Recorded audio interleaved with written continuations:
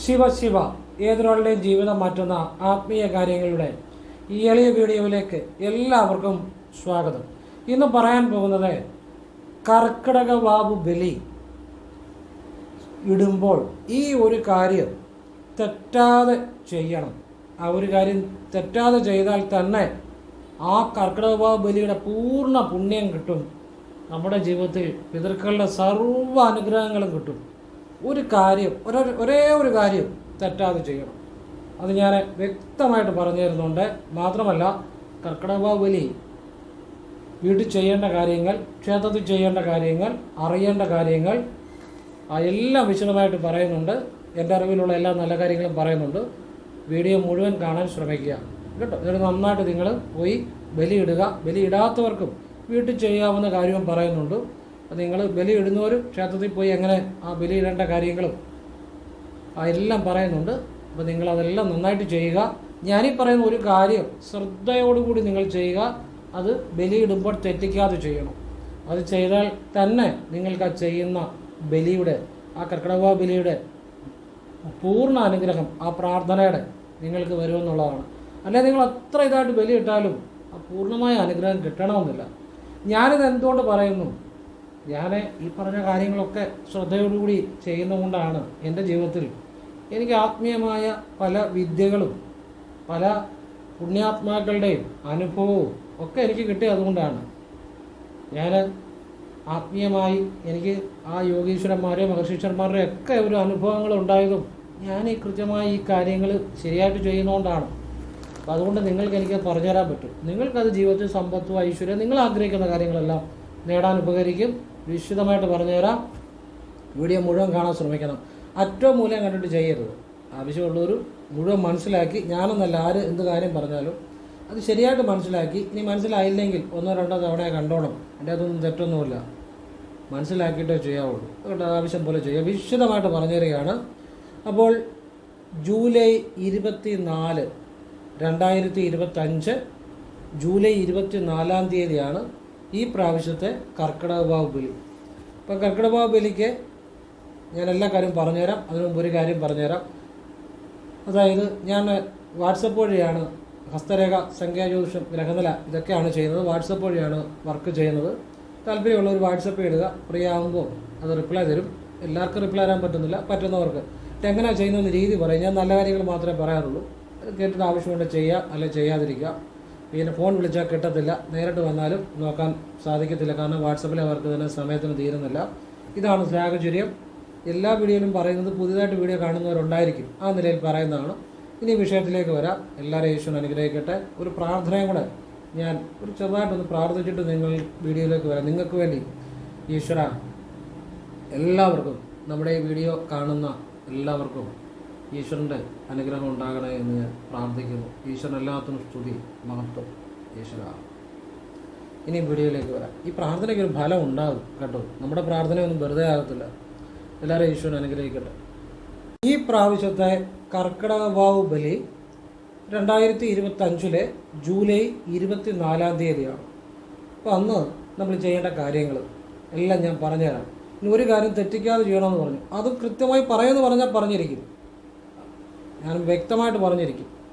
അപ്പോൾ അതിനു മുമ്പ് പലരും ചോദിക്കുന്ന ഒരു ചോദ്യമുണ്ട്, ആർക്കൊക്കെ ബലിയിടാം? അതായത് ചിലർ ചോദിക്കും, സാറേ ഞങ്ങളുടെ വീട്ടിൽ അച്ഛനും അമ്മ ഇരിപ്പുണ്ട്, ഞങ്ങൾ ബലിയിടണോ? അപ്പോൾ അത് ഞാനൊന്ന് പറയാം. ആർക്കൊക്കെ ബലിയിടാം. കാരണം നമ്മൾ ബലിയിടുന്നത് നമ്മുടെ വീട്ടിൽ ഇപ്പോൾ അച്ഛനും അമ്മയും ഉണ്ടെങ്കിൽ നമ്മൾ ഇപ്പോൾ ബലിയിടുന്നത് എന്തിനാണ് ചോദിക്കുന്നവരുണ്ട്. പക്ഷെ ബലിയിടുന്നത് നമ്മുടെ കുടുംബത്തിലെ മരണപ്പെട്ടിട്ടുള്ള ആ പൂർവികന്മാർക്ക് വേണ്ടിയാണ്. അതിപ്പോൾ അച്ഛനും അമ്മയും ചിലരുടെ വീടുകളിൽ ഉണ്ടായിരിക്കും. പക്ഷേ എങ്കിലും ആ കുടുംബത്തിലെ തലമുറയിലെ മരണപ്പെട്ട ആളുകൾ ധാരാളം ഉണ്ടല്ലോ. ആ പൂർവികന്മാർക്ക് വേണ്ടിയാണ്. ഇനി അച്ഛനും അമ്മയും മരണപ്പെട്ടാൽ അവരും അതിൻ്റെ അകത്ത് പെടും. ഇനി അച്ഛനും അമ്മയും ജീവിച്ചിരിപ്പുണ്ടെങ്കിലും നമ്മുടെ തലമുറയിലെ പൂർവികന്മാർക്ക് വേണ്ടി, മരണപ്പെട്ട ആ പിതൃക്കൾക്ക് വേണ്ടിയാണ്, പൂർവികന്മാർക്ക് വേണ്ടിയാണ്. അവരുടെ ആത്മാവിന് നിത്യശാന്തി കിട്ടാൻ, ഈശ്വര്യമായ സദ്ഗതി ഉണ്ടാകാൻ വേണ്ടി നമ്മളുടെ ഒരു പ്രാർത്ഥനയാണ്. അത് ഈ കർക്കിടക വാവ് ദിവസം ഒരു പ്രത്യേക രീതിയിൽ ജലം തൊട്ട്, പൂ തൊട്ട്, എള്ളു തൊട്ട്, അങ്ങനെ ഒരു ഉപാധികളോടെ ജലാംശത്തോടു കൂടിയുള്ള ഒരു പ്രത്യേക പ്രാർത്ഥനയിൽ അത് സമർപ്പിക്കുമ്പോൾ അത് പ്രത്യേകമായിട്ട് ആ പ്രാർത്ഥനയ്ക്ക് ഫലമുണ്ടാകും. അതാണ് കർക്കിടകവാവിൻ്റെ അന്ന് നമ്മൾ ക്ഷേത്രത്തിൽ പോയി ബലിയിടുന്നത്. അപ്പം എൻ്റെ അഭിപ്രായം ഞാൻ പറയുന്നത്, ഒരു വീട്ടിൽ ഒരാളെങ്കിലും പോയി ബലിയിടണം. പുരുഷന് വിടാം, സ്ത്രീക്ക് വിടാം. ഇനി ഒന്നിലധികം ആളുകൾക്കും വീട്ടിൽ നിന്ന് പോയി ബലിയിടാം, അതിൻ്റെ അകത്തൊരു കുഴപ്പമില്ല. ബലിയിടണം വീട്ടിൽ നിന്ന് ആരെങ്കിലുമൊക്കെ പോയി. മനസ്സിലാവുന്നുണ്ടോ? അത് കുട്ടികൾക്കോ പുരുഷനോ സ്ത്രീക്കോ ആർക്ക് വേണേലും ഇടാം, അതിൻ്റെ അകത്തൊന്നും കുഴപ്പമില്ല. നിങ്ങൾക്ക് പിന്നെ സ്ത്രീകളാണെങ്കിൽ ക്ഷേത്രത്തിൽ പോകുന്ന സമയത്ത് ആ ശുദ്ധിയുള്ള സമയമായിരിക്കണം, അതൊന്ന് ശ്രദ്ധിച്ചാൽ മതി. കാരണം ക്ഷേത്രത്തിനകത്താണ് നമ്മൾ പ്രവേശിക്കുന്നത്. അതായത് സ്ത്രീകൾ ശുദ്ധിയില്ലാത്ത സമയമാണെങ്കിൽ പോകരുത്, അതൊന്ന് ശ്രദ്ധിച്ചാൽ മതി. അല്ലാതെ പുരുഷനും സ്ത്രീക്കും ഒക്കെ കുട്ടികൾക്കും ഒക്കെ ബലിയിടാം. ഒരു വീട്ടിൽ നിന്ന് ഒരാളെങ്കിലും വരണം, ഒന്നിലധികം പേർക്ക് വിടാം, അതിൻ്റെ അകത്തൊന്നും കുഴപ്പമില്ല. അപ്പോൾ ഇനിയും ബലിയിടുന്നത് കൊണ്ട് നമ്മുടെ പിതൃക്കൾക്ക്, നമ്മളുടെ കുടുംബത്തിലെ നമ്മൾ എന്ന് പറഞ്ഞാൽ നമ്മളൊരു പരമ്പരയുടെ ഭാഗമാണ്. അല്ലാതെ നമ്മൾ പെട്ടെന്ന് ആകാശത്തു നിന്ന് വന്നവരൊന്നുമല്ല. നമുക്ക് അച്ഛനെ, അതിൻ്റെ അച്ഛനെ, അമ്മയുടെ അമ്മ, ഇങ്ങനെ ഒരു പരമ്പരയുടെ ഭാഗമാണ് നമ്മൾ. അപ്പോൾ ഈ പരമ്പരകളെ തമ്മിൽ കണക്ട് ചെയ്യുന്ന DNA ഉണ്ട്. നമ്മുടെ എല്ലാ ശരീരത്തിൻ്റെ കോശത്തിനുള്ള DNA ഉണ്ട്. അപ്പം എൻ്റെ അമ്മയുടെ അച്ഛൻ ജ്യോതിഷം കൈകാര്യം ചെയ്യുമായിരുന്നു. എൻ്റെ അച്ഛൻ നല്ല ഫുട്ബോൾ കളിക്കാരനായിരുന്നു. ഇവരുടെയൊക്കെ പല ഗുണങ്ങളും എൻ്റെ DNA-യിലും ഉണ്ട്. ഞാൻ ഫുട്ബോൾ കളിക്കാൻ പോകുമായിരുന്നു. അപ്പോൾ എൻ്റെ അമ്മയുടെ അച്ഛൻ ആ ജ്യോതിഷം കൈകാര്യം ചെയ്യുന്നതുകൊണ്ടാണ് എനിക്ക് അതിനോട് താല്പര്യം വന്നത്. ഇതൊക്കെ DNA-യിലുള്ളതാണ്. അപ്പോൾ ഈ DNA-യിൽ നമ്മുടെ തലമുറകളായിട്ടുള്ള പല കഴിവുകളും നമ്മുടെ പൂർവികന്മാരുടെ ആ DNA വഴി നമ്മുടെ DNA-യിലേക്ക് ട്രാൻസ്ഫർ ചെയ്യുമെങ്കിൽ അവരുടെ പുണ്യവും അവരുടെ പാപവും നമ്മളിലേക്കും ട്രാൻസ്ഫർ ആകുന്നുണ്ട്. അതുകൊണ്ടാണ് പലപ്പോഴും നമ്മൾ കേട്ടിട്ടില്ലേ, കാരണം ആ പിള്ളേർ കിടന്ന് അനുഭവിക്കുന്നു, അവരുടെ പൂർവികന്മാർ പലതും ചെയ്തിട്ടുണ്ട്, ഇത്ര തലമുറ അനുഭവിക്കാന്നൊക്കെ കേട്ടിട്ടില്ലേ? അതൊക്കെ അങ്ങനെ തന്നെ. അപ്പോൾ ഈ പൂർവികന്മാർ ചെയ്ത പുണ്യം പാവം നമ്മുടെ DNA-യിലേക്കും ട്രാൻസ്ഫർ ആകുന്നുണ്ട്. അവരുടെ കഴിവുകേടും നമ്മുടെ DNA-യിലേക്കും വരുന്നുണ്ട്. അതിൽ ചിലർക്ക് ചിലപ്പം അവരുടെ മുത്തച്ഛൻ്റെ ചില സ്വഭാവങ്ങൾ കാണും, ഇങ്ങനെ ചില സവിശേഷതകളൊക്കെ കാണുമല്ലോ. അപ്പം ഇതൊക്കെ അതുകൊണ്ട് തന്നെയാണ് നമ്മുടെ പൂർവികന്മാർക്ക് വേണ്ടിയും വർഷത്തിൽ ഒരു ദിവസം ക്ഷേത്ര സന്നിധിയിൽ എന്ന് വെച്ചാൽ ക്ഷേത്ര സന്നിധിയിൽ നിന്നല്ല, ആ ക്ഷേത്രത്തിൽ വെച്ച് നമ്മൾ ക്ഷേത്രത്തിൽ വെച്ച് എന്തുകൊണ്ടാണ് നമ്മൾ പലപ്പോഴും ബലികർമ്മം ചെയ്യുന്നതിൻ്റെ കാര്യം, ക്ഷേത്രത്തിൻ്റെ ഒരു സൈഡ് ചേർന്ന് ആ കുളത്തിൻ്റെ സൈഡിലൊക്കെ ആയിട്ടായിരിക്കും. അതെന്തുകൊണ്ടാണെന്ന് വെച്ചാൽ ക്ഷേത്രം മുഴുവൻ ചൈതന്യം നിറഞ്ഞു നിൽക്കുക. അപ്പോൾ ഈശ്വര സന്നിധിയുടെ ആ ഈശ്വരാംശത്തിൽ ഇരുന്നു കൊണ്ട് നമ്മൾ ആ കുളിച്ചീറനോടെ ആ ജലാംശത്തോടെ നമ്മുടെ പൂർവികന്മാർക്ക് വേണ്ടി നമ്മൾ പ്രാർത്ഥിക്കുമ്പോൾ ഉപാധികൾ വെച്ചാണ്, എങ്കിലേ നമ്മുടെ മൈൻഡ് അത് അക്സെപ്റ്റ് ചെയ്യത്തുള്ളൂ. അതുകൊണ്ട് നമ്മൾ പലതരത്തിലുള്ള അതിന് ചില ക്രമങ്ങളുണ്ട്. ഇപ്പോൾ എള്ള് തൊട്ട്, ജലം തൊട്ട്, പൂ തൊട്ട്, ഇങ്ങനെ ചില ക്രമങ്ങളുണ്ട്. അതിൻ്റെതായ ചില അർത്ഥങ്ങളുമുണ്ട്. അതിൻ്റെ പല അർത്ഥങ്ങളിൽ ഒന്നെന്ന് വെച്ചാൽ മനസ്സെന്തെങ്കിലും അംഗീകരിക്കണമെങ്കിൽ അല്ലെങ്കിൽ ഒരു കാര്യങ്ങൾ ചെയ്യുമ്പോഴേ മനസ്സത് അംഗീകരിക്കത്തുള്ളൂ. അപ്പോൾ അതൊരു പ്രൊസീജിയറാണ്. അതായത് നമ്മൾ ക്ഷേത്രത്തിൽ ചെന്ന് കുളിച്ച് ഈറനോടെ നിന്ന് കഴിഞ്ഞ് നമ്മൾ കുളിച്ച് ഈറനോടെ നിന്ന് കഴിഞ്ഞ് നിങ്ങൾ ആദ്യം ചെയ്യേണ്ടത് നിങ്ങളൊന്ന് പ്രാർത്ഥിക്കണം. ആ പ്രാർത്ഥന ഞാൻ പറഞ്ഞുതരാം. ഈശ്വര എന്ന് വിളിക്കുക, ഹൃദയത്തിൽ നിന്ന്, മനസ്സിൽ നിന്ന്. എന്നുവെച്ചാൽ മനസ്സിൽ നിന്ന് തന്നെ നിങ്ങൾ പ്രാർത്ഥിച്ചാൽ മതി. നിങ്ങളുടെ ആ ഹൃദയം ശുദ്ധമായിട്ട് ഈശ്വര എന്ന് മനസ്സുകൊണ്ട് വിളിക്കുക. എന്നിട്ട് എൻ്റെ കുടുംബത്തിലെ അച്ഛൻ വഴി അമ്മ വഴിയുമുള്ള മരണപ്പെട്ട സകല പിതൃക്കൾക്കും ഈശ്വര്യമായ സദ്ഗതി നൽകണേ ഈശ്വര. അതിനുവേണ്ടിയാണ് ഞാൻ ഈ പ്രാർത്ഥനയും ഇതെല്ലാം ചെയ്യുന്നത്. ഇതെല്ലാം ഫലം കാണണേ ഈശ്വര, നീ ഇതെല്ലാം സ്വീകരിക്കണം എന്നൊരൊറ്റ പ്രാർത്ഥന ഉള്ളിൽ നിന്ന് അങ്ങോട്ട് കൊടുക്കുക. എന്നിട്ട് നിങ്ങൾ ബലിയിടാൻ വേണ്ടി ഇരിക്കുന്നു. പിന്നെ ബലിയിടാൻ ഇരുന്ന് കഴിഞ്ഞാൽ ആചാര്യൻ പറയുന്നതെല്ലാം അക്ഷരം പ്രതി അനുസരിക്കുക. പിന്നെ നിങ്ങളുടേതായ രീതിയിൽ അവിടെ ഒന്നും ചെയ്യരുത്. നിങ്ങൾക്ക് പല കാര്യം അറിയായിരിക്കും, അറിയത്തില്ലായിരിക്കും. ബലിയിടാൻ ആചാര്യൻ്റെ മുന്നേ ഇരുന്ന് കഴിഞ്ഞാൽ പിന്നെ ആചാര്യനാണ് ഗുരു. ആ ആചാര്യൻ എന്തു പറഞ്ഞോ അത് പൂർണ്ണ മനസ്സോടെ അതവിടെ അനുസരിക്കുക.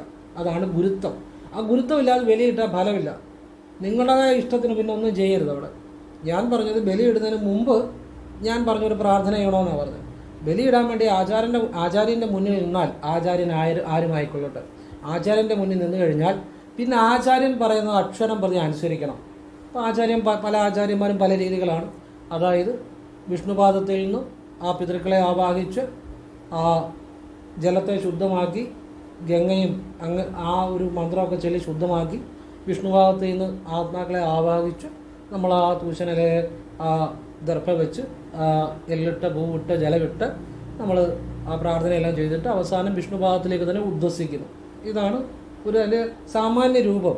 പിന്നെ പലയിടത്തും പ്രാർത്ഥനകളും എന്നിട്ട് ആചാര്യൻ തന്നെ പ്രാർത്ഥന പറഞ്ഞു തരും. ആ പ്രാർത്ഥന അതേപടി ചെയ്യുക.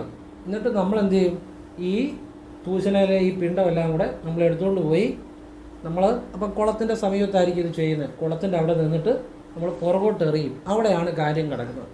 ആ ഒരൊറ്റ കാര്യത്തിലാണ് ഇതിൻ്റെ രഹസ്യം മുഴുവൻ കിടക്കുന്നത്. അപ്പം നമ്മൾ ഈ തൂശനിലേക്കകത്ത് ഈ പിണ്ടമെല്ലാം വെച്ച് നമ്മൾ ഈ ഇത് പുറകോട്ട് എറിയുമ്പം നമ്മളിങ്ങനെ പുറകോട്ട് എറിയുമ്പോൾ നിങ്ങളുടെ കണ്ണുകളൊന്ന് മേലോട്ട് വരണം. മനസ്സിലായോ? ഇങ്ങനെ ഒന്ന് മേലോട്ട്, ബലമൊന്നും പിടിക്കണ്ട. ഈ മേലോട്ട് ഇങ്ങനെ വെക്കുമ്പോഴാണ് നിങ്ങളിലെ ആ ഒരു ആത്മീയ ബോധം ഉണരും. പറഞ്ഞാൽ മനസ്സിലായോ? നിങ്ങളിങ്ങനെ പുറകോട്ട് എറിയുമ്പോൾ നിങ്ങളുടെ കണ്ണുകളൊന്നും ബലമൊന്നും പിടിക്കണ്ട, ജസ്റ്റ് മേലോട്ട് വരിക. അപ്പോഴത്തേനും നിങ്ങളുടെ ഉള്ളിൽ ആ ഒരു ബോധം വർക്കാവും. എന്നിട്ട് നിങ്ങളിത് പുറകോട്ട് എറിഞ്ഞു കഴിഞ്ഞ് നമ്മുടെ ഈ ഇതുകൊണ്ടല്ലോ കയ്യെ ഇടുന്ന അതുകൂടെ അഴിച്ച് എറിഞ്ഞേക്കണം. എറിഞ്ഞു കഴിഞ്ഞ് പിന്നെ അതിനെക്കുറിച്ച് ചിന്തിക്കരുത്. അവിടെയാണ് അതിൻ്റെ രഹസ്യം കിടക്കുന്നത്. ചിന്തിക്കുകയേ ചെയ്യരുത്. ഞാൻ ബലിയിട്ട ശരിയായോ, ഞാൻ പ്രാർത്ഥിച്ച ശരിയായോ, ഞാൻ നിന്ന ശരിയായോ, ഞാൻ എറിഞ്ഞ ശരിയായോ, ഒന്നും ചിന്തിക്കേണ്ട. പിന്നെ വെള്ളം ഒന്ന് മുങ്ങുക അല്ലെങ്കിൽ നനയ്ക്കുക. എന്നിട്ട് അവിടെ നിന്ന് കയറിപ്പോരണം. ഈ പുറകോട്ട് എറിഞ്ഞു കഴിഞ്ഞ് ഒന്നും ചിന്തിക്കാതിരിക്കുന്നതിലാണ് രഹസ്യം. അങ്ങനെ ചിന്തിക്കാതിരുന്നാൽ മാത്രമാണ് അതിൻ്റെ പൂർണ്ണ ഫലം കിട്ടുന്നത്. നമ്മൾ പുറകോട്ട് എറിഞ്ഞു, പിന്നെ കയ്യിലെ ഇതും അഴിച്ചിട്ട് എറിഞ്ഞു, പിന്നെ വെള്ളം ഒന്ന് മുങ്ങുക അല്ലെങ്കിൽ വെള്ളം തൊട്ട് നനയ്ക്കുക, എങ്ങനെയാണെങ്കിലും കുഴപ്പമില്ല. പിന്നെ നമ്മൾ ഇതേക്കുറിച്ച് ചിന്തിക്കാൻ വേണ്ട പുറകോട്ട് നോക്കുകയും ചെയ്യരുതെന്ന് പറഞ്ഞാൽ അത്യാവശ്യം ഉണ്ടെങ്കിൽ ഇപ്പം നിങ്ങൾ കാല് വല്ലതും ഒരുപാട് ഈ കുളത്തിലോട്ടൊന്നും ഒരുപാട് ഇറങ്ങേണ്ട കാര്യമൊന്നുമില്ല. ഇപ്പോൾ ഈ മഴ പെയ്ത് വഴുതി കിടക്കുക, നിങ്ങൾക്ക് സേഫായിട്ട് ഉള്ള ഒരു സ്ഥലത്ത് നിന്നേ ചെയ്യാവുള്ളൂ കേട്ടോ. ധൃതിയൊന്നും പിടിക്കണ്ട, കാലൊന്നും വഴുതി പോകരുത്. അതൊക്കെ എപ്പോഴും ശ്രദ്ധിച്ചോണം. ഇപ്പം നമ്മൾ ബലിയിടുക എന്ന് കരുതി നമ്മളൊരു ഒരു ഒരു പരിസരം മറന്ന് നമ്മുടെ ശരീരത്തിന് ആപത്ത് വരുന്ന രീതിയിൽ ആ കുളത്തിൻ്റെ കല്ലിലൊക്കെ താഴോട്ട് ഇറങ്ങേണ്ട കാര്യമൊന്നുമില്ല. അതിലൊന്നും അല്ല ഭക്തി. നിങ്ങളുടെ മനസ്സിലാണ് ഭക്തി, നിങ്ങളുടെ സമർപ്പണത്തിലാണ് ഭക്തി, നിങ്ങളുടെ ആ മനഃശുദ്ധിയിലാണ് ഭക്തി. അപ്പോൾ നിങ്ങൾ സേഫായിട്ട് ഒരു പടിയിൽ നിന്ന് ധൃതിയൊന്നും വെക്കണ്ട. ആളുകൾ ഇടുന്നുണ്ട് ഇട്ടിട്ട് മാറിയിട്ട് പതുക്കെ ചെയ്താൽ മതിയെന്നേ, ഒരു ധൃതിയും വെക്കണ്ട. അങ്ങനെ നിങ്ങൾ സേഫായിട്ട് നിന്ന് വേണം. അല്ലെങ്കിൽ ചിലരുണ്ട് അങ്ങ് പടി അങ്ങ് താഴോട്ട് ഇറങ്ങിപ്പോയി, അവരുടെ വിചാരം താഴോട്ട് ഇറങ്ങിപ്പോയി നിന്ന് കഴിഞ്ഞാൽ അവർക്ക് അതിൻ്റെ പ്രത്യേക അനുഗ്രഹം കിട്ടുമെന്ന്. അങ്ങനെയൊന്നുമില്ല കേട്ടോ. നിങ്ങളുടെ എവിടെ നിങ്ങൾ സേഫായിട്ട് ആ ഒരു സ്ഥലത്ത് നിന്ന് വേണം ചെയ്യാൻ. എന്നിട്ട് നിങ്ങൾ പുറകോട്ട് എറിയുന്നു. എറിഞ്ഞു കഴിഞ്ഞ് ഇതുകൂടെ കയ്യിലെ ഇത് കെട്ടിയിരിക്കുന്ന അതുകൂടെ അഴിച്ച് എറിയുന്നു. പിന്നെ അതേക്കുറിച്ച് ചിന്തിക്കേണ്ട. പുറകോട്ട് എറിഞ്ഞു കഴിഞ്ഞാൽ പിന്നെ ആ വിഷയമേ ചിന്തിക്കേണ്ട. ഇതുകൂടെ പുറകിലോട്ട് ഇടുക, കയ്യിലെ അതുകൂടെ അഴിച്ചിടുക. പിന്നെ നമ്മളിത് മുങ്ങുക അല്ലെങ്കിൽ വെള്ളം നനയ്ക്കുക. എന്നിട്ട് നമ്മൾ കയറിപ്പോരുക. പിന്നെ ചിന്തിക്കേണ്ട. ചിന്തിച്ചാൽ അത് അപൂർണമായി പോകും ആ പ്രവൃത്തി. സംശയമുള്ളതുകൊണ്ടാണ് ചിന്തിക്കുന്നത്. നമുക്കൊരു മനസ്സടക്കം എന്ന് പറഞ്ഞൊരു കാര്യമുണ്ട്. ഈ മനസ്സടക്കത്തിലാണ് എല്ലാ വിദ്യകളും ഇരിക്കുന്നത്. ഞാൻ ഗുരുക്കന്മാരിൽ നിന്ന് പല രഹസ്യ വിദ്യകൾ ഗ്രഹിച്ചതിനാലും എൻ്റെ അറിവിനാൽ ഞാൻ പറയുകയാണ്, നിങ്ങൾ ഈ ചെയ്യുന്നതിൽ ഏറ്റവും പ്രധാനം ഈ മനസ്സിൻ്റെ അടക്കമാണ്. ഈ മനസ്സടക്കം ഉണ്ടാകുമ്പോഴേ നിങ്ങൾക്കത് ഫലം കിട്ടുന്നത്. ബാക്കി എല്ലാം നല്ലതായിട്ട് ചെയ്താലും ഈ മനസ്സടക്കം കിട്ടിയില്ലെങ്കിൽ അത് അപൂർണമായി പോകും. ഇതാണ് ഏറ്റവും വലിയ. ഈ ഒരു കാര്യം തെറ്റിക്കാതെ ചെയ്യണം. നമ്മൾ പുറകോട്ട് എറിഞ്ഞു കഴിഞ്ഞ് നമ്മൾ പിന്നെ അതേക്കുറിച്ച് ചിന്തിക്കേണ്ട. ചിന്തിക്കാതിരിക്കുമ്പോൾ ആ കറക്റ്റ് റിസൾട്ട് കിട്ടും. നിങ്ങൾ ആ ചെയ്ത പ്രാർത്ഥന പിതൃക്കൾക്ക് തീർച്ചയായിട്ടും കിട്ടും. നിങ്ങളുടെ ജീവിതത്തിൽ മാറ്റം വരും. നിങ്ങൾക്ക് സമ്പത്തുണ്ടാകും, ഐശ്വര്യമുണ്ടാകും. 1000 ഹോമങ്ങൾ ചെയ്താൽ പോലും നടക്കാത്ത കാര്യങ്ങൾ പിതൃപ്രീതി ഉണ്ടെങ്കിൽ നടക്കുമെന്നുള്ളതാണ് പല അനുഭവങ്ങളിലൂടെ കണ്ടിട്ടുള്ളത്. സമ്പത്ത്, ഐശ്വര്യം, ഉയർച്ച, സന്താനങ്ങൾക്ക് ഉയർച്ച, എവരിത്തിങ് വരും പിതൃക്കളുടെ അനുഗ്രഹം ഉണ്ടെങ്കിൽ. അപ്പം നിങ്ങളിത് ശരിയായിട്ട് ചെയ്യുക. ഇനിയും ഈ കർക്കിടകവാവിൻ്റെ തലേന്ന് നിങ്ങൾ സാധിക്കുമെങ്കിൽ ഒരിക്കലെടുക്കണം. കർക്കിടകവാവ് ഇപ്പം ജൂലൈ 24-ാം തീയതി, അതിൻ്റെ തലേദിവസം നിങ്ങൾ ഒരിക്കലെടുക്കുക പറ്റുന്നവർ. ഇനി മരുന്നൊന്നും കഴിക്കുന്നവരാണെങ്കിൽ അവരെടുക്കണമെന്നില്ല, അവർ പ്രാർത്ഥനയോടെ ഇരുന്നാൽ മതി. അവർ മരുന്ന് കഴിക്കുന്നവർക്ക് ഒരു വ്രതം എടുക്കേണ്ട കാര്യമില്ല. കാരണം അതാണ് അതിൻ്റെ ശരി. മരുന്ന് കഴിക്കുന്നവർ വ്രതമൊന്നും എടുക്കേണ്ട ആവശ്യമില്ല. അവർ പ്രാർത്ഥനയോടെ ഇരുന്നാൽ മതി. കാരണം അവർക്ക് ശരീരത്തിന് ഭക്ഷണം വേണം, വെള്ളം വേണം, അതെല്ലാം കറക്റ്റ് സമയത്ത് കഴിച്ചിട്ട് ഗുളിക കഴിക്കണം. അത് ചെയ്യണം. അതാണ് അതിൻ്റെ ശരി. അതുകൊണ്ടാണ് ഞാൻ പറയുന്നത് മരുന്ന് കഴിക്കുന്നവർ വ്രതമൊന്നും എടുക്കണ്ട. അല്ലാത്ത ആരോഗ്യസ്ഥിതി അനുകൂലമുള്ളവർ മാത്രം കർക്കിടകവാവ് ബലിയുടെ തലേദിവസം ഒരിക്കലെടുക്കുക എന്ന് പറഞ്ഞാൽ രാവിലെ അരി ചേരാത്ത ചപ്പാത്തിയോ ഫ്രൂട്ട്സോ വെള്ളമൊക്കെ കഴിക്കാം. ഉച്ചയ്ക്ക് മാത്രം അല്പം ചോറ് അരി ഭക്ഷണം കഴിക്കാം, വെള്ളമൊക്കെ കുടിക്കാം. വൈകിട്ട് അരി ചേരാത്ത ചപ്പാത്തിയോ ഫ്രൂട്ട്സോ വെള്ളമൊക്കെ കുടിക്കുക. അതാണ് ഞാൻ ഉദ്ദേശിക്കുന്ന ഒരിക്കൽ. എന്നിട്ട് ഉച്ചയുറക്കം പാടില്ല കർക്കിടകവാവ് ബലിയുടെ തലേദിവസവും. പിന്നെ ആരെയും കുറ്റം പറയരുത്. ഒരു ദിവസത്തേക്കെങ്കിലും കുറ്റം പറയുന്നങ്ങ് മാറ്റി വെക്കുക. ചിലർക്കൊണ്ട് കുറ്റം പറയാതിരിക്കാൻ പറ്റത്തില്ല. അപ്പോൾ ഒരു കാര്യം ചെയ്യുക, ഒരു ദിവസത്തേക്ക് അവധി കൊടുക്കുക. ആ കുറ്റം നിങ്ങൾ 2 ദിവസം കഴിഞ്ഞ് പറയാതിരിക്കാൻ പറ്റത്തില്ല. 2 ദിവസം കഴിഞ്ഞ് അങ്ങ് കുറ്റം പറഞ്ഞു. ചിലർക്ക് കുറ്റം പറയാതിരിക്കാൻ പറ്റത്തില്ല. അവരതുവഴി പോയി, ഇവരിതുവഴി പോയി, അവിടുത്തെ ചെറുക്കന് അവിടെ ജോലി കിട്ടി, ഇവിടുത്തെ പെണ്ണിന് ഇവിടെ ജോലി കിട്ടി പറയുമ്പോൾ അവർക്കത് പറയാതിരിക്കാൻ പറ്റത്തില്ല. അങ്ങനെ ചില ആളുകളുണ്ട്. ഒരിക്കലും ആരുടെയും കുറ്റം പറയരുത്. കുറ്റം പറഞ്ഞിട്ട് നിങ്ങൾ എന്തോ ഈശ്വരമായ പ്രാർത്ഥനകൾ ചെയ്താൽ അതിനൊക്കെ ഒരു ഫലം ഉണ്ടാകാൻ തടസ്സമുണ്ടാകും. കാരണം നമ്മളൊരാളെ കുറ്റം പറയുമ്പോൾ അയാൾക്കൊന്നും സംഭവിക്കുന്നില്ല, നമ്മുടെ മനസ്സാണ് ദുഷിക്കുന്നത്. കാരണം അയാളത് അറിയുന്നില്ല. നമ്മുടെ മനസ്സിൽ ആ ദുഷ്ചിന്ത ഉണ്ടാകുന്നത്, നമ്മുടെ മനസ്സ് മാത്രമാണ് ദുഷിക്കുന്നത്. ആ ദുഷിച്ച മനസ്സിൽ നിന്നുണ്ടാകുന്ന പ്രാർത്ഥന എത്ര ഫലം ലഭിക്കും നിങ്ങൾ തന്നെ ആലോചിച്ച് നോക്കാം. അതുകൊണ്ട് കർക്കിടകവാവ് ബലിയുടെ അന്ന് തലേന്നും കർക്കിടകവാവ് ബലിയുടെ അന്നും കഴിവതും ആരുടെയും കുറ്റം പറയരുത്. ആരെങ്കിലും എവിടെയെങ്കിലും ഏതെങ്കിലുമൊക്കെ പൊക്കോട്ടെ, നിങ്ങളത് പറഞ്ഞുകൊണ്ട് നടക്കണ്ട. ഇനി കുറ്റം പറയണമെന്ന് നിർബന്ധമുള്ളവർ 2-3 ദിവസം കഴിഞ്ഞ് കുറ്റം പറഞ്ഞാൽ അതൊരു കുറ്റം പറഞ്ഞു. പക്ഷേ ഈ കർക്കിടകവാവ് ബലിയുടെ തലേദിവസമോ കർക്കിടകവാവ് ബലിയുടെ അന്നും ഒരാളെയും കുറ്റം പറയരുത്, ആരെയും കളിയാക്കരുത്, പൊങ്ങച്ചം പറയരുത്, ദൈവനിന്ദയുള്ള കാര്യങ്ങൾ പറയരുത്. കഴിവതും വീട്ടിൽ നിന്ന് തന്നെ ഭക്ഷണം കഴിക്കുക, വെളിയിൽ നിന്നുള്ള ഭക്ഷണങ്ങൾ ഒഴിവാക്കുക. പിന്നെ സ്വാത്വിക ഭക്ഷണങ്ങൾ കഴിക്കുക, മത്സ്യം മാംസം ഇതൊക്കെ ഒഴിവാക്കുക. ഉച്ചയുറക്കം പാടില്ല. ഇങ്ങനെയുള്ള കാര്യങ്ങളാണ് ശ്രദ്ധിക്കേണ്ടത്. നമ്മൾ ശരീരം കൊണ്ട് മാത്രമല്ല മനസ്സുകൊണ്ട് ശുദ്ധമായിട്ടിരിക്കണം. എങ്കിലേ നമ്മൾ പോയി കർക്കിടകവാവ് ബലിയിട്ട് ആ പ്രവർത്തിക്ക്, ആ കർമ്മത്തിനൊരു കർമ്മശുദ്ധി വരണം. എങ്കിലേ അത് ഫലം ഉണ്ടാകത്തുള്ളൂ. അല്ലാതെ അമ്പലത്തിൽ പോയോണ്ടോ ഒരാചാര്യം പറഞ്ഞു തന്നുകൊണ്ടോ നിങ്ങളിതെല്ലാം കൂടെ ബലിയെല്ലാം ഇട്ട് കൊണ്ട് കളഞ്ഞുകൊണ്ടോ അതിൻ്റെ റിസൾട്ട് കിട്ടണമെന്നുണ്ടെങ്കിൽ ആ ഒരു കർമ്മശുദ്ധി വരണം. അപ്പോൾ നിങ്ങൾ അത് പ്രത്യേകം ശ്രദ്ധിക്കുക. പിന്നെ ഈ കർക്കിടകവാവ് ബലിയുടെ തലേദിവസം അന്നദാനം നിങ്ങളെക്കൊണ്ട് പറ്റുന്ന പോലെ ആർക്കെങ്കിലുമൊക്കെ ഭക്ഷണം മേടിച്ചു കൊടുക്കുക, അല്ലെ അന്നദാനം ചെയ്യുക. പറ്റുമെങ്കിൽ ചെയ്യുക, അതേ ഞാൻ പറയുന്നുള്ളൂ. നിങ്ങളെക്കൊണ്ട് പറ്റുന്ന രീതിയിൽ അന്നദാനം ചെയ്യുന്ന നല്ലതാണ്. പറ്റുന്നവർ ചെയ്യുക എന്ന് വെച്ചാൽ എല്ലാവരും ചെയ്യണമെന്നല്ല ഞാൻ പറയുന്നത്. അതിന് പ്രത്യേക ഫലമുണ്ട്. അപ്പോൾ പറ്റുന്നവർ ചെയ്യുക, നിങ്ങളെക്കൊണ്ട് പറ്റുന്ന രീതിയിൽ ചെയ്യുക. ഇത് ചെയ്യാൻ പറ്റിയില്ലേ ചെയ്യേണ്ട, അത് ചെയ്യാൻ പറ്റുവാണ് ചെയ്താൽ നല്ലതാണ്. ഇതിന് ഫലമുണ്ട് കേട്ടോ. പിന്നെ കർക്കിടകവാവിൻ്റെ തലേന്ന് നിങ്ങൾ ശിവക്ഷേത്രത്തിൽ വൈകുന്നപാട് പോകണം. പോയി ഭഗവാന് നിങ്ങളൊരു നെയ്വിളക്കെങ്കിലും വെച്ച്, ഭഗവാനെ എൻ്റെ ഞങ്ങളുടെ ആ കുടുംബപരമായ എല്ലാ ആത്മസ്വരൂപങ്ങൾക്കും ശിവഭഗവാനെ അവിടുത്തെ അനുഗ്രഹത്താൽ ഈശ്വര്യമായ സദ്ഗതി ഉണ്ടാകണേ. ശിവൻ എന്ന് പറഞ്ഞാൽ മഹാതപസ്വിയാണ്. ഭഗവാൻ വിചാരിച്ചാൽ ഏത് ആത്മസ്വരൂപങ്ങൾക്കും ആ ഒരു ശുദ്ധി ഉണ്ടായി, ഈശ്വര്യമായ സദ്ഗതി ഉണ്ടാകും. അപ്പം ഭഗവാനോട് കൂടി ഒന്ന് പ്രാർത്ഥിക്കുക. കർക്കിടകവാവ് ബലിയുടെ അന്ന് തലേദിവസം വൈകുന്നപാട് ശിവക്ഷേത്രത്തിൽ പോയി 15-20 രൂപയുടെ നെയ്വിളക്ക് തെളിയിച്ച് ഭഗവാനോട് കൂടി ഒന്ന് പ്രാർത്ഥിക്കുക. നന്നായിരിക്കും. പറ്റുന്നവർ ചെയ്യുക, അല്ലാത്തവർ ചെയ്യണ്ട. ഭഗവാനോട് ഇത് പ്രാർത്ഥിക്കാൻ നല്ലതായിരിക്കും. കാരണം ഭഗവാനാണ് എല്ലാത്തിൻ്റെയും എല്ലാം ഭഗവാൻ തന്നെയാണ്. ഇനിയിപ്പോൾ നിങ്ങൾക്കതല്ല, നിങ്ങളുടെ അടുത്ത് ശിവക്ഷേത്രമല്ല, വിഷ്ണു ക്ഷേത്രമാണ്, അവിടെ പോയി വൈകിട്ട് പ്രാർത്ഥിക്കാം. ഇനി അടുത്ത് മുരുകൻ്റെ ക്ഷേത്രമാണ്, അവിടെ പോയി പ്രാർത്ഥിക്കാം. അല്ലെങ്കിൽ ഇനിയിപ്പോൾ അടുത്ത് ദേവിയുടെ ക്ഷേത്രമാണ്, അവിടെ പോയി പ്രാർത്ഥിക്കാം. അപ്പോൾ നമ്മൾ തലേദിവസം ഒരു പ്രാർത്ഥനയും കൂടെ ചെയ്യുന്നത് നല്ലതാണ്. വൈകുന്നപാട് പോയി പിറ്റേ ദിവസം രാവിലെ നമ്മൾ ബലിയിടാൻ പോകും. അപ്പോൾ ഇനി നമ്മൾ വീട്ടിൽ ഈ ബലിയിടാൻ പറ്റാത്തവർ ഇനി ബലി ഇടുന്നവർ വീട്ടിൽ ചെയ്യേണ്ട കാര്യം ഞാൻ പറഞ്ഞല്ലോ. ബലി ഇടുന്നവർ വീട്ടിൽ ചെയ്യേണ്ടത് തലേദിവസം ഉച്ചയുറക്കം പാടില്ല, പിന്നെ ആരെയും കുറ്റം പറയരുത്. അതൊക്കെയാണ് ബലി ഇടുന്നവർ വീട്ടിൽ ശ്രദ്ധിക്കേണ്ട കാര്യങ്ങൾ. അതുപോലെ ഒരു മനഃശുദ്ധി ഉണ്ടാകണം. പിന്നെ മത്സ്യമാംസാദികൾ അന്നേ ദിവസവും തലേ ദിവസവും ഉപേക്ഷിക്കണം. ഇതൊക്കെയാണ് വീട്ടിൽ ചെയ്യേണ്ട കാര്യം. ക്ഷേത്രത്തിൽ ചെയ്യേണ്ട കാര്യവും പറഞ്ഞു. ഇനി ബലി ഇടാത്തവർ ചെയ്യേണ്ട കാര്യങ്ങൾ, ഇപ്പോൾ എല്ലാവരും ചില ബലി ഇട്ടെന്ന് വരത്തില്ല. അവർ ആരോഗ്യസ്ഥിതി അനുകൂലമുള്ളവർ ഒരിക്കലും എടുക്കുക, തലേദിവസവും കർക്കിടകവാവിൻ്റെ ഒന്നും. ഇനിയിപ്പോൾ ആരോഗ്യസ്ഥിതി അനുകൂലം ഇല്ലാത്തവർ ഒരിക്കലും ഒന്നും എടുക്കണ്ട, പ്രാർത്ഥിച്ചാൽ മതി. ഏറ്റവും കൂടുതൽ സമയം ഓം നമോ നാരായണായ ജപിക്കുക, അതുപോലെ ഓം നമശിവായ ജപിക്കുക, ഓം നമോ ഭഗവതേ വാസുദേവായ ജപിക്കുക. ഇതൊക്കെ ജപിച്ച് തങ്ങളുടെ കുടുംബത്തിലെ അച്ഛൻ വഴി അമ്മ വഴിയുള്ള അഖില പിതൃക്കൾക്കും ഈശ്വരമായ സദ്ഗതി നൽകണേ ഈശ്വര എന്ന് ഫ്രീയായിട്ടിരിക്കുമ്പോൾ, വെറുതെ ഇരിക്കുമ്പോൾ പ്രാർത്ഥിക്കുക. തലേദിവസവും കർക്കിടകവാവിൻ്റെ അന്നും അന്ന് ക്ഷേത്രത്തിൽ പോകാൻ പറ്റുന്നവർ പോവുക.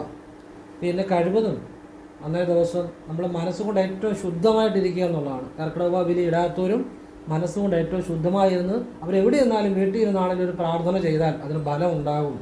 കർക്കിടകവാവിൻ്റെ തലേന്നും ചെയ്യണം, കർക്കിടകവാവിൻ്റെ അന്ന് രാവിലെയും ചെയ്യണം. ബലി ഇടാത്തവരുടെ കാര്യങ്ങളാണ്. അപ്പം ഇത്രയും കാര്യങ്ങളാണ് നിങ്ങൾ മനസ്സിലാക്കേണ്ടത്. നമ്മുടെ പ്രാർത്ഥനകൾ തീർച്ചയായിട്ടും ബലം കാണും. പ്രാർത്ഥനകൾക്ക് ശക്തിയുണ്ട്. ആ പ്രാർത്ഥനകൾ നിങ്ങൾ പൂർണ്ണ വിശ്വാസത്തിൽ ചെയ്യുകയാണെങ്കിൽ, വിശ്വാസം എന്ന് പറഞ്ഞാൽ നമ്മളൊരു കാര്യം ചെയ്തിട്ട് അത് ചെയ്തെന്ന് പറഞ്ഞുകൊണ്ട് നടക്കുന്നതല്ല, ചെയ്തിട്ട് അതിനെക്കുറിച്ച് പിന്നെ ചിന്തിക്കാതിരിക്കുന്നതാണ് വിശ്വാസം. പറഞ്ഞ് മനസ്സിലായി. അപ്പം നമ്മൾ ആ ബലി ഇട്ടു, ആ ബലിയുടെ അവസാന ഘട്ടം നമ്മളത് ഇങ്ങനെ ജലത്തിലേക്ക് അത് നിമഞ്ജനം ചെയ്യുകയാണ്. പിന്നെ അതേക്കുറിച്ച് ചിന്തിക്കരുത്. ആ ചിന്തിക്കാതിരിക്കുന്നതാണ് യഥാർത്ഥ വിശ്വാസം. പിന്നെ വിശ്വാസം ഉള്ളതുകൊണ്ടാണ് ചിന്തിക്കാതിരിക്കുന്നത്. പിന്നെ അതിനെക്കുറിച്ച് ചിന്തിച്ചാൽ ആ കർമ്മത്തിൽ അപൂർണത ഉണ്ടാകും, അവിടെ അവിശ്വാസം വരും. സംശയം കൊണ്ടാണ് പിന്നെയും ചിന്തിക്കുന്നത്. ഈ സംശയമുള്ളവർക്കാണ് എന്ത് ചെയ്താലും ആ ഒരു ഫലം കിട്ടാൻ തടസ്സമുണ്ടാകും. ഇത് സംശയം പാടില്ല. ഈശ്വരീയമായ കർമ്മങ്ങളൊക്കെ ചെയ്യുമ്പോൾ പൂർണ്ണ വിശ്വാസത്തോടെ ചെയ്യണം. അതാണ് അതിൻ്റെ ഏറ്റവും കാതലായ ഭാഗം, ഏറ്റവും പ്രാധാന്യമുള്ള ഭാഗം. അപ്പോൾ നിങ്ങളിങ്ങനെ ഒന്ന് കർക്കിടക ബലി ഇടുക, കോടി പുണ്യം കിട്ടും. നിങ്ങളുടെ കുടുംബമേ രക്ഷപ്പെടും, നിങ്ങളുടെ പരമ്പരയെ രക്ഷപ്പെടും, ഞങ്ങൾക്ക് സർവ്വസമ്പത്തും ഐശ്വര്യങ്ങളും ഉണ്ടാകും. അല്ലാതെ എത്ര ബലിയിട്ടെന്ന് പറഞ്ഞാലും നിങ്ങൾ തന്നെ ആയിരിക്കും. നിങ്ങൾ വലിയ മാറ്റമൊന്നും വരാൻ പോകുന്നില്ല. ഇടേണ്ട രീതിയിലിട്ടാൽ, ചെയ്യേണ്ട പ്രാർത്ഥന ചെയ്താൽ അത് മതി ജീവിതം മാറാൻ. അപ്പോൾ അത് മാത്രമാണ് ഞാൻ പറഞ്ഞത്. നിങ്ങൾ ചെയ്യേണ്ട കാര്യങ്ങൾ, ചെയ്യേണ്ടാത്ത കാര്യങ്ങൾ, അത് പിന്നെ ഈ ഒരു കാര്യം തെറ്റിക്കാതെ ചെയ്യണം. അതെന്താണെന്ന് പറഞ്ഞു. അതാണ് ഇതിൻ്റെ മർമ്മഭാഗം. അല്ലാതെ നമ്മൾ എത്ര ചെയ്താലും ആ ഫലം ഉണ്ടാകണമെന്നില്ല. പറഞ്ഞ് മനസ്സിലായില്ലേ? അപ്പോൾ കൃത്യമായിട്ടുള്ള കാര്യമാണ് പറഞ്ഞു തന്നത്. ഇതിപ്പോൾ എത്ര പേര് കാണുമെന്ന് എനിക്കറിയത്തില്ല, കാരണം ഈ നല്ല കാര്യങ്ങളൊന്നും അധികം ആളുകൾ കാണാറില്ല. ഏതായാലും കാണുന്നവർ കാണട്ടെ, അവർക്ക് ഈശ്വരൻ അതിൻ്റെ ഫലം കൊടുക്കട്ടെ. ഞാൻ പറഞ്ഞ എല്ലാം ഹൃദയത്തിൽ നിന്നാണ്, ആത്മാർത്ഥമായിട്ടാണ് പറഞ്ഞത്, സത്യസന്ധമായിട്ടാണ് പറഞ്ഞത്. പിന്നെ ഞാൻ ഒരു കാര്യം കൂടെ പറഞ്ഞു തരാം. അത് പലരും ചോദിച്ചാണ്. ഇപ്പോൾ വീഡിയോയുടെ അവസാനം എത്ര പേര് കേൾക്കുമെന്ന് എനിക്കറിയത്തില്ല. പലരും ചോദിക്കുന്ന ഒരു ചോദ്യമുണ്ട്. രാമായണം വായിക്കുമ്പോൾ ഒരു നല്ല ഭാഗം കണ്ടേ നിർത്താവുള്ളൂ, അതുപോലെ രാമായണം വായിക്കുമ്പോൾ ഇടയ്ക്ക് മുടങ്ങിയ കുഴപ്പമുണ്ടോ, മൊത്തം തീർക്കണമെന്നുണ്ടോ എന്നൊക്കെ പലരും ചോദിക്കാറുണ്ട്. എൻ്റെ അഭിപ്രായമാണ് ഞാൻ പറയുന്നത്. ശരിയോ തെറ്റോ, നിങ്ങൾക്ക് ഇഷ്ടമുണ്ട് സ്വീകരിക്കുക, അല്ലെങ്കിൽ സ്വീകരിക്കാതിരിക്കുക. രാമായണം ആർക്കും വായിക്കാം, ബോധഹീനന്മാർക്കും വായിക്കാം. രാമായണം മനസ്സിൽ ഭക്തി ഉണ്ടായാൽ മതി, മനഃശുദ്ധി ഉണ്ടായാൽ മതി. പിന്നെ രാമായണം നല്ല ഭാഗം കണ്ടേ നിർത്താവുള്ളോ, അങ്ങനെ ഒരു ചോദ്യമുണ്ട്. അതിനകത്ത് രാമായണം എന്ന് പറഞ്ഞാൽ രാമനെക്കുറിച്ചാണ് മുഴുവൻ, രാമൻ്റെ ജീവിതമാണ് പറയുന്നത്. രാമൻ എന്ന് പറഞ്ഞാൽ സർവശക്തനാണ്. രാമൻ്റെ ശക്തി നിങ്ങൾക്ക് അറിയണമെങ്കിൽ ആദ്യം പരശുരാമൻ ആരാന്നറിയണം. പരശുരാമൻ ശിവൻ്റെ കൈലാസത്തിൽ പോയി വിദ്യ പഠിച്ച ആളാണ് പരശുരാമൻ. മഹാഗുരുവാണ്. അതും പരശുരാമനും ഭഗവാന്റെ തന്നെ അവതാരമാണ്, നാരായണൻ്റെ തന്നെ അവതാരമാണ്. പക്ഷെ പരശുരാമൻ മഹാശക്തനാണ്. അദ്ദേഹം കൈലാസത്തിൽ പോയ വിദ്യ അഭ്യസിച്ചു. പരശുരാമൻ്റെയിലുള്ള വിദ്യകൾ ആരുടെയിലും ഇല്ല. അദ്ദേഹം മഹായോദ്ധാവും മഹാതപശക്തിയുള്ള ആളുമാണ്. പരശുരാമൻ്റെ ശക്തി അറിയണമെന്നുണ്ടെങ്കിൽ പരശുരാമൻ്റെ ശിഷ്യന്മാരുടെ ശക്തി അറിഞ്ഞാൽ മതി. അതായത് ദ്രോണർ കാണിച്ചിരിക്കുന്ന അത്ഭുതങ്ങൾ ഭയങ്കരമാണ്. ഭീഷ്മർ, ഇതൊക്കെ പരശുരാമൻ്റെ ശിഷ്യന്മാർക്ക് അത്രയും കഴിവുള്ളപ്പോൾ പരശുരാമൻ എന്ന ശക്തിയാണ്. അദ്ദേഹം കൈലാസത്തിൽ പോയി വിദ്യ അഭ്യസിച്ച ആ പരശുരാമൻ ശ്രീരാമനോട് മുഖാമുഖം ഒന്ന് ഓർക്കേണ്ടി വന്നപ്പോൾ, ഒന്ന് ഏറ്റുമുട്ടേണ്ടി വന്നപ്പോൾ, ചെറിയൊരു അഭിപ്രായ വ്യത്യാസത്തിൽ അപ്പം പരശുരാമൻ ശ്രീരാമനോട് ഒരു വില്ല് വളച്ചു കൊടുക്കാവോ എന്ന് പറഞ്ഞപ്പോൾ ശ്രീരാമൻ അത് വളരെ ലളിതമായിട്ട്, അത് സിമ്പിളായിട്ട് ആ വില്ല് വളച്ചു കൊടുത്തു. അപ്പോൾ മനസ്സിലായി. എന്നിട്ട് പരശുരാമനോട് ചോദിച്ചു, ഇതെങ്ങോട്ട് അസ്ത്രം വെയ്യണം? അപ്പോൾ പരശുരാമന് വിചാരിച്ചില്ല ഭഗവാൻ ശ്രീരാമചന്ദ്രസ്വാമി ആ വില്ല് വളച്ചു കൊടുക്കുമെന്ന്. അപ്പോഴത്തേനും അപ്പം പറഞ്ഞ് പരശുരാമൻ്റെ ആ തപശക്തിയിലേക്ക് അസ്ത്രം ചെയ്യാൻ പറഞ്ഞു. അങ്ങനെ അദ്ദേഹത്തിൻ്റെ തപശക്തി മുഴുവൻ അവിടെ നിഷ്പ്രഭമാവുകയാണ് ഭഗവാന്. അപ്പോൾ ഈ ഭഗവാനെ ഒന്ന് ശ്രീരാമചന്ദ്രനെ പരീക്ഷിക്കാൻ വേണ്ടിയാണ് പരശുരാമൻ ആ ഒരു വില്ലുമായിട്ട് കൊണ്ടുവന്നത്. അപ്പോൾ ആ പരശുരാമനെ നിഷ്പ്രയാസം തോൽപ്പിച്ച വളരെ ലളിതമായി, എത്ര വിനയത്തോടെ ഭക്തിയോടെ, അവിടെ അഹങ്കാരമൊന്നും ഇല്ലാതെ തന്നെ, ഒരു അഹങ്കാരം ഇല്ലാതെ ആ പരശുരാമനെ ആദ്യം പരശുരാമൻ്റെ വെല്ലുവിളിയിൽ ഒഴിഞ്ഞു മാറാൻ ശ്രീരാമചന്ദ്രസ്വാമി ശ്രമിച്ചു. പക്ഷെ എങ്കിലും ഭഗവാൻ എന്നിട്ട് ലളിതമായിട്ട് തന്നെ വളരെ നിഷ്പ്രഭമായിട്ട് പരശുരാമനെ തോൽപ്പിച്ചു. അപ്പോൾ ശ്രീരാമചന്ദ്രസ്വാമിയുടെ ശക്തിയാണ് സാക്ഷാൽ നാരായണൻ്റെ ശ്രീരാമചന്ദ്രസ്വാമിക്ക് ഒരു ശക്തി മനസ്സിലാക്കാൻ വേണ്ടി ഞാൻ പറഞ്ഞതേ ഉള്ളൂ. ചെറിയൊരു കാര്യം, ശ്രീരാമനാമം ജപിച്ചതാണ് ഹനുമാൻ്റെ ശക്തി ശ്രീരാമനാമമാണ്. അതുപോലെ തന്നെ ശ്രീരാമനാമമാണ് നീം കരോളി ബാബയുടെ ശക്തി. അദ്ദേഹമൊക്കെ ഒരുപാട് അത്ഭുതങ്ങൾ കാണിച്ചതാണ്. നെറ്റിൽ ഗൂഗിളിൽ സെർച്ച് ചെയ്ത് അടിച്ചു നോക്കിയാൽ നീം കരോളി ബാബയുടെ ചരിത്രം കിട്ടും. അതിൻ്റെ അത് നെറ്റിലുള്ളതാണ്, നിങ്ങൾ വായിച്ചു നോക്കാം. ട്രെയിൻ നിർത്തിയിട്ടുണ്ടെന്നാണ് പറയുന്നത് നീം കരോളി ബാബ. അദ്ദേഹത്തിൻ്റെ ശക്തി രാമമന്ത്രമാണ്. അദ്ദേഹം എപ്പോഴും ഓം ശ്രീരാമ രാമ രാമ രാമ രാമ രാമ എന്ന് ജപിച്ചുകൊണ്ടിരിക്കണം. അദ്ദേഹം ജപിക്കുന്ന ഒരു രീതിയാണ്. എത്രയോ ആളുകൾ രാമനാമത്തിൻ്റെ ശക്തി കൊണ്ട് തന്നെ അത്ഭുതങ്ങൾ കാണിച്ച അമരന്മാരായിരിക്കുന്നു. അതുപോലെ തന്നെ ബ്രഹ്മശ്രീ നീലകണ്ഠ ഗുരുപാദർ അവധൂതർ, ഇദ്ദേഹത്തിന് അഷ്ടസിദ്ധികൾ ഉള്ളതായിട്ടാണ് പറയുന്നത്. മഹാസിദ്ധൻ, മഹായോഗി, പുണ്യാത്മാവ്. ഇദ്ദേഹവും രാമനാമത്തിൻ്റെ ശക്തിയാണ് ഇദ്ദേഹവും. എത്രയോ ശ്രേഷ്ഠന്മാരെ, പുണ്യാത്മാക്കളെ എല്ലാം രാമമന്ത്രത്തിൻ്റെ ശക്തി അറിഞ്ഞവരാണ്. ആ രാമൻ്റെ നാമമാണ് രാമായണത്തിനകത്ത് മുഴുവൻ പറയുന്നത്. എല്ലാ വരിയിലും ഉണ്ട് രാമൻ്റെ നാമം. ആ രാമൻ്റെ നാമം പറയുന്ന ഓരോ വരിയിലും അവിടെ നല്ല ഭാവമോ ചീത്ത ഭാവമോ ഒന്നുമില്ല. രാമമന്ത്രം ഉച്ചരിക്കുന്ന ഓരോ വരിയും നല്ലത് തന്നെയാണ്. നല്ല ഭാവം കണ്ട് നിർത്തണം, ചീത്ത ഭാവം കണ്ട് നിർത്തണം, അങ്ങനെയൊന്നുമില്ല. നിങ്ങൾക്ക് എവിടെയാണോ നിർത്തുന്നത് അവിടെ നിർത്തുക. നിങ്ങൾ ഒരു പ്രാവശ്യമെങ്കിലും രാമാന്ന് വിളിച്ചാൽ അത് നിങ്ങളുടെ മനസ്സിൽ നിന്ന്, മനഃശുദ്ധിയോടെ, നിങ്ങളുടെ ഹൃദയത്തിൽ നിന്ന്, മറ്റൊരു ചിന്തയില്ലാതെ ഹൃദയത്തിൽ നിന്ന് വിളിക്കണം രാമ.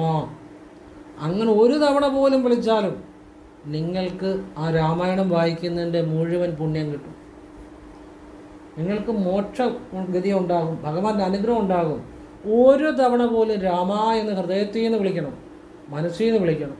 അല്ലാതെ ഞാൻ പലപ്പോഴും കണ്ടിട്ടുണ്ട് രാമായണം വായിക്കാനിരിക്കുമ്പോൾ മത്സരമാണ്. ചിലരങ്ങ് സ്പീഡിൽ വായിച്ചു കൊടുക്കും. അപ്പുറത്ത് ഒരാൾ അല്ലെ മറ്റുള്ളവരെക്കാട്ടിലും സ്പീഡിൽ വായിക്കുക, അല്ലെ ഇത്ര പേജ് കൂടുതൽ വായിക്കുക. ഇതൊരു മത്സരമായിട്ട് ഞാൻ പലയിടത്തും കണ്ടിട്ടുണ്ട്.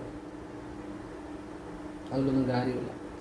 അതൊക്കെ മനുഷ്യൻ്റെ ആ ഒരു മത്സരബുദ്ധിയെന്നേ ഉള്ളൂ. അതൊന്നും അല്ല ഫലം ലഭിക്കുന്നത്. നിങ്ങൾ രാമായണത്തിലെ ഒരു പ്രാവശ്യമെങ്കിലും രാമ എന്ന് വിളിച്ചാൽ തന്നെ നിങ്ങളുടെ ഭഗവാന്റെ അനുഗ്രഹം ഉണ്ടാകും. കാരണം വർഷങ്ങളായിട്ട് രാമായണം വായിക്കുന്ന ഒരു വ്യക്തിയെ എൻ്റെ ചെറുപ്പത്തിൽ തൊട്ടേ ഞാൻ കണ്ടിട്ടുണ്ട്. പക്ഷെ അവർ മരിക്കുമ്പോൾ ഒരുപാട് ബുദ്ധിമുട്ടിയാണ് മരിക്കുന്നത്. അപ്പോൾ അവർക്ക് രാമായണം വായിക്കുമെങ്കിലും അത് ആ ഒരു മനഃശുദ്ധി അത്ര ഒരു പോരായിരുന്നു എന്നുള്ളതാണ് എനിക്ക് മനസ്സിലായത്. പക്ഷേ എന്നാൽ രാമ എന്ന് മാത്രം ശുദ്ധിയോടെ വിളിച്ച വ്യക്തികൾ പുണ്യമായ രീതി മരിച്ചവരെ എനിക്കറിയാം. അതും ഞാൻ നേരിട്ട് കണ്ടിട്ടുണ്ട്. അത് ഞാൻ കണ്ട അനുഭവം, ഞാൻ മനസ്സിലാക്കിയാൽ ഞാനൊരു ശിവയോഗിയാണ്. എൻ്റെ അനുഭവത്തിൽ നിന്നാണ്, അല്ലെ ഞാൻ കണ്ട ജീവിതങ്ങളിൽ നിന്നാണ് ഞാൻ പറയുന്നത്. നിങ്ങളൊരു മത്സരബുദ്ധിയോടെ അല്ല വായിക്കേണ്ടത്. നിങ്ങൾ വലിയ സ്പീഡിലോ തീർക്കാൻ വേണ്ടിയല്ല വായിക്കേണ്ടത്. ഇവിടെ തീരുവോ തീരാതിരിക്കുകയോ 30 ദിവസത്തിനുള്ളിൽ തീരുവോ തീരാതിരിക്കുക, അതൊന്നും ഇവിടെ വിഷയമല്ല. നിങ്ങൾ ആ വായിക്കുന്നത് മനസ്സ് നിറഞ്ഞ് ഹൃദയത്തിൽ നിന്ന് മനഃശുദ്ധിയോടെ രാമ എന്ന് രാമൻ്റെ ചരിതം വായിക്കുക. അത് നിങ്ങൾക്ക് ഇഷ്ടമുള്ളിടത്ത് നിർത്താം. എല്ലാ ദിവസവും ഒരു ദിവസം എല്ലാ ദിവസവും കൃത്യമായിട്ട് വായിക്കണമെന്നോ അങ്ങനെയൊന്നുമല്ല. നിങ്ങളെക്കൊണ്ട് പറ്റുന്ന പോലെ നിങ്ങൾ വായിക്കുക. നിങ്ങൾ രാമാന്നൊന്ന് വിളിച്ചാൽ പോലും അത് ഫലം ഉണ്ടാവും. പിന്നെ പറ്റുന്ന ഒരു ദിവസം വായിക്കാൻ പറ്റുന്നൊരു ദിവസം വായിക്കുക, നല്ലത് തന്നെ. പിന്നെ തീർക്കാൻ പറ്റുന്നവർ വായിച്ച് തീർക്കുക. പക്ഷേ തീർത്തില്ലേലും അല്ലെങ്കിൽ നിങ്ങൾക്ക് ഇഷ്ടമുള്ള ഭാഗത്ത് നിർത്താം, അതിനൊന്നും കുഴപ്പമില്ല. ഇതൊക്കെ നമ്മുടെ മനസ്സിൽ ആ രാമ എന്ന് വിളിച്ചാൽ ആ ഒരു വിളി തന്നെ നിങ്ങൾക്ക് എല്ലാ ഐശ്വര്യം തരും. അല്ലാതെ മനഃശുദ്ധിയില്ലാതെ നിങ്ങൾ മത്സരബുദ്ധിയോടെ ഒക്കെ എത്ര വായിച്ചാലും, അങ്ങനെ വായിച്ചിട്ടുള്ളവരെ എനിക്കറിയാം, അവരുടെ അനുഭവം അറിയാം, അതൊന്നും ആ രാമനെ സ്പർശിക്കത്തില്ല. രാമനെ നിങ്ങൾ അറിയണമെങ്കിൽ, ഞാനീ പറയുമ്പോൾ എനിക്ക് ആ നിർവൃതി കിട്ടുന്നുണ്ട്. ആ രാമൻ്റെ അനുഗ്രഹം ഉണ്ടാകണമെങ്കിൽ നിങ്ങൾ അതിൽ ലയിച്ചു ചെയ്യുക. അവിടെ എനിക്ക് ഇത്രയും സമയം കൊണ്ട് തീർക്കണമെന്നൊന്നും ചിന്തിക്കേണ്ട, പറ്റുന്ന അത്രയും വായിക്കുക. ഇഷ്ടമുള്ളവരെ തുറച്ച് നിർത്താം. ഇനിയിപ്പോൾ എന്നും വായിക്കാൻ പറ്റില്ല, വായിക്കേണ്ട. പറ്റുമെങ്കിൽ വായിക്കുക, അതിനകത്തൊന്നും കുഴപ്പമില്ല. നിങ്ങളെ വായിക്കുന്നത് ലയിച്ച് വായിക്കുക, ഹൃദയത്തിൽ നിന്ന് രാമാ അങ്ങനെ വായിക്കുക. അതാണ് മോക്ഷം നൽകുന്നത്. അതാണ് രാമനെ, നിങ്ങളുടെ ഉള്ളിലെ രാമനെ ഉണർത്തുന്നത്, ആത്മരാമനെ. രാമൻ എന്ന് പറഞ്ഞാൽ എല്ലാവരുടെ ഉള്ളിലും ഉണ്ട്. ആ ചൈതന്യത്തെ ഉണർത്തുന്നത് അങ്ങനെ രാമായണം വായിക്കുമ്പോഴാണ്. ഇത് വീഡിയോയുടെ ആദ്യം പറയണമെന്ന് വെച്ചിരുന്നതാണ്, പക്ഷേ മറന്നുപോയി, അവസാനം പറയാൻ പറ്റുമോ. ഏതായാലും ഞാൻ ഇനിയൊരു വീഡിയോയിൽ കൂടെ ചിലപ്പോൾ ഇതൊന്ന് സൂചിപ്പിക്കാം. ആർക്കെങ്കിലും ഉപകാരം കിട്ടട്ടെ, അത്രയേ ഉള്ളൂ. ഏത് പ്രവൃത്തി ലയിച്ചു ചെയ്യുക, അതാണ് ഈശ്വരൻ. മനസ്സുകൊണ്ട് ലയിച്ച് ചെയ്യുക, പാതി മനസ്സോടെ ഒന്നും ചെയ്യരുത്. ഹൃദയം കൊണ്ട് ലയിച്ചു ചെയ്യുക. അത് രാമായണം വായിച്ചാലും അങ്ങനെ ചെയ്യുക കേട്ടോ. അപ്പോൾ അത് നിങ്ങൾ അതെല്ലാം ആ രീതിയിൽ ചെയ്യുക. നിങ്ങൾക്കെല്ലാം ഈശ്വരാനുഗ്രഹം ഉണ്ടാകട്ടെ എന്ന് പ്രാർത്ഥിക്കുന്നു. ഓം കൃഷ്ണായ നമഃ. ശിവോഹം. ശിവശിവ ശിവശിവ ശിവശിവ ശിവശിവ ശിവശിവ ശിവശിവ ശിവശിവ ശിവശിവ ശിവശിവ ശിവശിവ ശിവശിവ ശിവശിവ ശിവശിവ ശിവശിവ ശിവശിവ. എല്ലാവർക്കും ഭഗവാന്റെ അനുഗ്രഹം ഉണ്ടാകട്ടെ. ശ്രീരാമൻ്റെയും പരമേശ്വരൻ്റെയും ഭഗവാൻ കൃഷ്ണൻ്റെയും ദേവിയുടെയും എല്ലാ ഈശ്വരന്മാരുടെയും ദേവതകളുടെയും ഗുരുക്കന്മാരുടെ എല്ലാ അനുഗ്രഹം നമ്മുടെ ഈ വീഡിയോ കണ്ടുകൊണ്ടിരിക്കുന്ന എല്ലാവരിലും ഉണ്ടാകട്ടെ എന്ന് ഞാൻ പ്രാർത്ഥിക്കുന്നു. ശിവോഹം. ശിവശിവ.